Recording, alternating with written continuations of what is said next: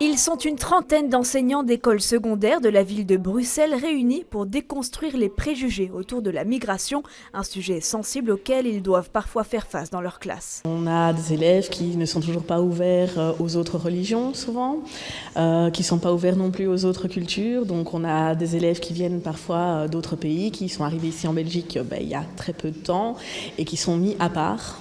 Et donc du coup, nos élèves en fait disent qu'ils sont bizarres, qu'ils ont une culture différente et qu'il ne faut pas trop les approcher. Parmi les activités, la question de l'islam en Europe a été abordée, une manière de permettre de casser certaines idées reçues. On a appris qu'il y avait tout un courant de féminisme musulman, de féminisme islamique, ce qui pour beaucoup de gens a l'air presque contradictoire et paradoxal. Et donc j'ai hâte de mettre ça en pratique avec mes élèves, effectivement, par exemple, d'aborder la question du féminisme musulman. Je sens que ça va provoquer peut-être, une certaine surprise chez certains et à mon avis un intérêt. Grâce à cette carte du monde, on découvre la difficulté du parcours migratoire des réfugiés pour arriver jusqu'en Europe. On a un témoignage par exemple d'un jeune Somalien qui explique qu'il est d'abord passé par l'Éthiopie, puis le Soudan, et puis traversé le désert pour arriver jusqu'au nord de la Libye. Et puis après, donc c'est une première barrière physique.